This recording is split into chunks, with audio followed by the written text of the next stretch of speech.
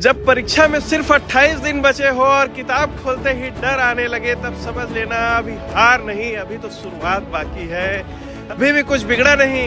रात बहुत शांत थी, घड़ी की सुई बिना रुके चल रही थी, जैसे बार बार याद दिला रही हो समय किसी का इंतजार नहीं करता। राहुल किताबों के बीच बैठा था, न तो वह कमजोर छात्र था, न तो कोई टॉपर था। वह वही था जो ज्यादातर होते हैं, औसत। और औसत होने की सबसे बड़ी सजा यह होती है कि इंसान धीरे धीरे खुद से उम्मीद करना छोड़ देता है। परीक्षा में सिर्फ 28 दिन बचे थे, इतने कम कि अब बहाने काम ना आए, और इतने ज्यादा कि अगर सही दिशा मिल जाए तो सब बदला जा सकता है। राहुल कमरे में चुपचाप बैठा था। उसके पिता आए, उन्होंने सवाल नहीं किया, बस सामने रखे कागज को देखा और बोले, घबराओ मत, अभी भी कुछ बिगड़ा नहीं है। ये शब्द साधारण थे, लेकिन उस वक्त सबसे ज्यादा जरूरी थे। पिता ने कलम बढ़ाई और राहुल से कहा, लिखो परीक्षा में कुल कितने दिन बचे हैं। तो राहुल ने लिखा 28 दिन। एक दिन में कितने घंटे होते हैं। राहुल ने लिखा 24 घंटे। उसने जब टोटल किया तो कुल उसके पास में समय बचा था 672 घंटे।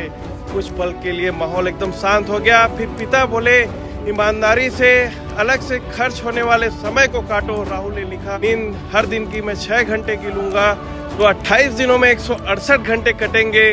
और खाना, फ्रेश होने और छोटे छोटे ब्रेक्स के लिए उसने हर 28 दिन में से 3 घंटे का समय निकाला, तो 84 घंटे उसमें से खत्म हो चुके थे। तो उस 672 घंटों में 420 घंटे उसके पास बचे हुए थे। पिता ने मुस्कुरा कर कहा, 120 घंटे अगर ये कम लगे तो दिक्कत समय में नहीं, हमारी नीयत में होती है। राहुल के होठों पर पहली बार हल्की सी मुस्कान आई। उसने कहा, अगर 420 घंटे भी कम लगे तो गलती मेरी है, समय की नहीं। अब पढ़ाई नहीं, युद्ध की तैयारी थी। पिता ने पूछा, सबसे ज्यादा डर किससे लगता है। राहुल ने सच बोला और उसी सच से योजना बनी। सब्जेक्ट वाइज 420 घंटे को बांटने का खेल शुरू हुआ। मैथ्स और न्यूमेरिकल सब्जेक्ट के लिए 100 घंटे का समय निकाला गया। साइंस के लिए 90 घंटे का समय, थ्योरी सब्जेक्ट्स के लिए 80 घंटे का समय और लैंग्वेज, ग्रामर आदि के लिए 50 घंटे का समय निकाला गया। जिन सब्जेक्ट्स में वो वीक था उसके लिए 60 घंटे अलग से निकाला गया। और फाइनल रिवीजन और मॉक टेस्ट के लिए 40 घंटे का, क्योंकि परीक्षा सिर्फ ज्ञान नहीं, धैर्य और भरोसे की भी होती है। इन 420 घंटों के हिसाब ने दिन बदल दिए, सोच बदल दिए। अब राहुल ये नहीं कहता था कि आज मन नहीं है, अब दिन शुरू होते ही बोलता था, आज किस डर को खत्म करना है। थकान आई, आंखें जली, पीठ दुखी, लेकिन हर रात एक सुकून था।